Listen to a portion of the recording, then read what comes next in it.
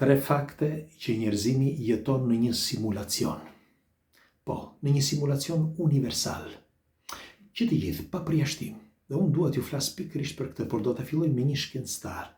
Se përse e mendon ai shkencëtar në këtë formë dhe pastaj do të tregoj 3 fakte që lidhen fort me jetën e secilit prej nesh, që unë jam i bindur që ne jetojmë në një simulacion.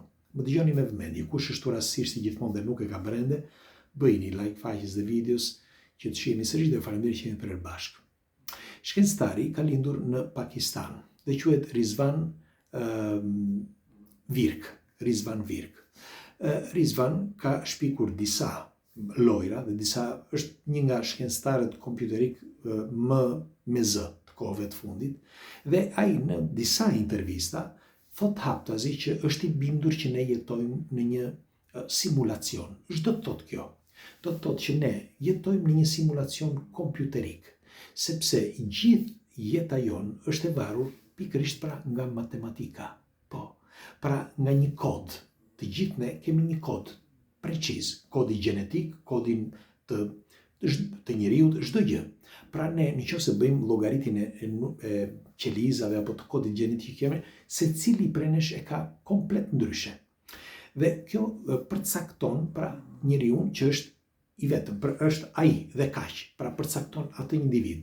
Ti edhe sikur mos të kesh emër, nëse ne do të fusim trupin tënd, pra gjithë qenien tënde në një kompjuter, në formën binar, kodin binar, ty të identifikojnë me një numër preciz. Po, pse po e them këtë? Sepse të gjithë kompjuterat, çdo gjë që ndodh në internet, çdo gjë, video tona, foto tona, zëri ynë, çdo gjë kodifikohet në bazë të numrit binar, të kodit binar. Çfarë është kodi binar? Kodi binar është një kod që është 0101, por mund të bëhen 2 njësha, 2 zero etj, sepse kodifikon ato çka ti bën, pra në kompjuter. Për shembull, edhe një foto e vetme, një foto, nëse ti dërgon një foto, fotoja ka pikselat dhe pikselat kanë ngjyra. Secila nga këto ngjyra dhe secila nga këto pikselat përkthehen në kodin binar. Pra, nëse e kuptoni mirë, çdo gjë milimetrike kodifikohet në kodin binar. Pra, çdo gjë që ndodh në internet, gjitha këto dekodifikohen dhe kodifikohen. Është merta me dosh. Dhe sipas Rizvan Virk, këtij shkencëtarit, ai thotë që po ta shikoni kush e kupton mirë, thotë ai, kompjuterin kupton, thotë që edhe njerëzimi, thotë, gjendet në një situatë të tillë. Pra gjithë njerëzimi jeton në një simulacion. Do arrim tani tek ato 2 pikat e tjera, po unë po ju them pikën e parë. Dhe për atë, pra për këtë shkencëtar kompjuterik, ai thotë ne jeta jon, thotë, është e varur komplet nga kompjuteret dhe telefonat. Dhe nëse ai, që është një shkencëtar i kompjuterëve dhe telefonave, zbërthen këtë dhe thotë që unë jam i bindur për këtë, merrni me mend ne që nuk lidhemi fare dhe nuk e dim botën e kompjuterëve, telefonave dhe të matematikës. Pra, e dim shumë pak në krahasim me këta që janë gjigant. Dhe tani dikush nga ju do thotë, po mirë, si jetojmë në një simulacion? Është një simulacion kompjuterik, por biologjik. Ç'do thotë kjo? Që çdo gjë që ne bëjmë dhe prekim janë të gjitha senset tona, pra erdhëm tek pika 2. Senset tona janë ato që janë falso, si mund të quhen, janë falsitet. Pse? Ja u kam thënë edhe herë tjera. Për shembull, çdo gjë që ne bëjmë, flasim, komunikojmë, janë përkthehen në tinguj. Dhe tingujt mund të përkthehen edhe tingujt në kodin binar, për shembull, siç ju thash edhe më përpara. Pra që të gjitha këto mund të përkthehen në numra. Jo mund, po përkthehen në numra. Dhe çdo gjë që ne bëjmë janë vibrime. Mirë, po këto vibrime, nëse ne do ta marrim për shembull në kontekstin jo general, por të çdo individi, do shikoni që të gjithë ne jemi komplet krejt ndryshe nga njëri tjetri. Qoftë në prekje, qoftë në shije, po tham, shije, prekje, shikimi etj. Sepse ka dalton, për shembull, me ata që shikojnë ndryshe. Nuk e di, e dini apo jo, por ka dhe njerëz të tjerë që kanë edhe shikimin shumë të madh. Me fjalë, shumë mund të shikojnë larg, të tjerë e kanë shikimin më të shkurtër. Pra, disa janë të verbër fare, e tjerë. Pra, askush nga ne nuk është eksaktësisht si tjetri. Çdo të thotë kjo tani. Senset tona janë falso përse?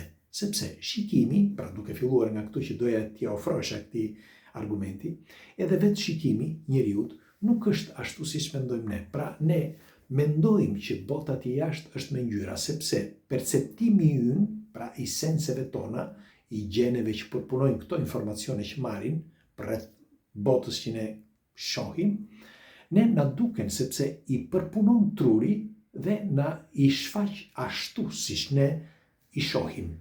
Por atje brenda, pra brenda trurit ton, ka një mekanizëm që ne nuk e njohim. Ne nuk e dim se si është ky mekanizëm. Mund të jetë një mekanizëm i programuar për të parë botën pra ashtu siç ne e shohim dhe për ta perceptuar botën ashtu siç ne e perceptojmë. Por po sikur atje jashtë jetë ndryshe, në fakt, kështu thotë ky shkencëtari, pra kjo është pika 2, që senset tona janë falso. Po ta shikoni, ndodh shpesh për shembull që kam lexuar dhe kam bërë edhe emisione për këtë, disa njerëz kanë komplet senset ndryshe nga të tjerë. Disa shikojnë tinguj në ajër, disa shikojnë ngjyra, disa perceptojnë me anë të veshëve gjëra maramëndse, disa keni me qindra, me mira, nuk është një gjë e vogël kjo. Keni të tjerë për shembull që teksa lexojnë librin, çdo gjë i përkthehet në shije, pra në gojë dhe lëshon lëng goja. Keni të tjerë që i shikon gjërat përpara se të ndodhin dhe ai i pikturon. Pra kemi një pafundësi. Dhe kjo është pika 2. Pra që të bën të mendosh që ne ato sense që kemi nuk janë të vërteta. Pra ka diçka në këto senset tona, diçka që nuk përputhet me atë që ne mendojmë që është normale, por është diçka anormale. Pra një botë, si mund themi, simulacion. Pra mund të jetë simulim. Dikush e ka pak më të zhvilluar, simulimi dikush e ka më pak të zhvilluar. Pika 3. Tani pika 3 është pak më komplekse, sepse pika 3 ka të bëjë me ekzistencën tonë, ose kur ne zhdukemi nga kjo botë. Pra, i gjithë bota atje jashtë, që ne mendojmë që, sepse në të gjitha tekstet antike, në të gjitha tekstet fetare, gjithandaj flitet për një botë tjetër, pra një botë në një vend tjetër. Atëherë ku i gjendet kjo botë? Sepse ne nuk po flasim për një botë ekzistuese, por një botë në një dimension tjetër, apo jo? Pra, kur flitet për një botë tjetër, flitet për pas vdekjes. Ku gjendet kjo botë? Është një pyetje që ja u bë juve. Ku gjendet? Kjo botë ku është?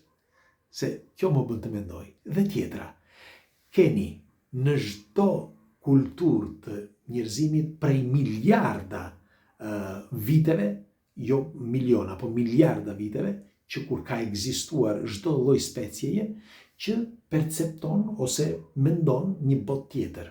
Pra një botë që nuk është kjo që ne, pra një botë dimensionale. Dhe qoftë në tekstet antike që thuhet që njeriu kur vdes shkon në një botë tjetër, por qoftë edhe nga perceptimet që ne kemi patur gjatë gjithë viteve, pra jo vetëm ne, por edhe paraardhësit tanë. Çfarë do thotë kjo? Perceptimin, pra që dikush ka vdekur dhe është kthyer. Është kthyer sepse ka qenë një moment që ai vdiq klinikisht dhe është kthyer dhe ka treguar gjëra që nuk i njohim, as ai vetë nuk i njihte. Pra fragmente, shtëpi, njerëz, gjuhë të tjera që kemi thënë. Dhe kjo do të thotë që ekziston pra një botë tjetër, apo jo? Dhe nëse ekziston një botë tjetër, gjë që është shumë, nuk e ka bërë njeri ndoshta këtë pyetje, por në qoftë se ekziston një botë tjetër, atëherë më thoni, ku gjendet? Ku është? Është pra një botë përreth nesh, një botë dimensionale. Dhe po sikur tjetë pikërisht pra ai simulacion, kjo bota dimensionale. Pra tjetë një simulacion, pse e them këtë? Sepse ne nuk jemi ne që shohim këtu. Trupi ynë është vetëm një xhaket që vesh një energji, ose më mirë vesh shpirtin. Dhe është pikërisht ai shpirti që unë mendoj që është në atë botën tjetër, pra në atë dimensionin tjetër, që vjen në trupin e një qenie, pra në këtë rast të njeriut, merr jetë dhe pastaj shkon prap atje. Do të thotë pra që atje është, ka qenë dhe do t'jetë. Kështu që pika 3 është akoma më e rëndësishme, siç ju thash, shpresoj që ta keni kuptuar, që bota dimensionale mund t'jetë pikërisht ai simulacioni. Pra, simulimi që të bëj ty të jetosh këtë botë. Pra, ato, si mund të quhen, t'jep ato instikte, për ato shqisa që ti ke, që ta jetosh botën kështu siç duhet si njeri. Por, në qoftë se kjo është kështu siç duhet, sepse është reale, atëherë mund të jetë ky simulimi. Pra, të simulojnë, të programon kohën, mendjen, instiktet, senset, që ti ta jetosh këtë. Pra, për mendimin tim, ky është simulimi i madh që flasin të gjithë shkencëtarët. Ose që kur fliste dhe David Icke nga vitet 90, që thoshte që ne jetojmë në një botë holografike, sepse pikërisht pra për këto që ju thash më lart, bëra një sintezë që unë sinqerisht po e them. Më erdhi kështu, se doja të flisja për diçka tjetër, por më erdhi kështu dhe bëra një sintezë vërtet fantastike kësaj. Është një video që do ta shikoni dhe do ta rishikoni, jam i bindur për këtë. Bile do ta shikoj edhe unë sepse vërtet më erdhi tamam ashtu siç duhej. Dhe po thoshe që për mendimin tim ky është shkaku pse ne jetojmë në një botë me simulim, sepse janë pikërisht këto shkaktaret, këto gjëra që ju thash më përpara, që programohet energjia jonë ose shpirti, quajeni si të doni, që të programohet që mos ta rinjohi vetveten në një rikthim pasi kthehet tek një trup tjetër.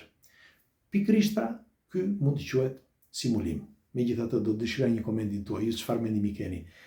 Kërkoj ndjes që ishte pak kompleks, por shumë prej jush e di që janë të informuar dhe do dëshiroj një komentin tuaj. Faleminderit që jemi prerë bashkë, ju përqafoj. Natën.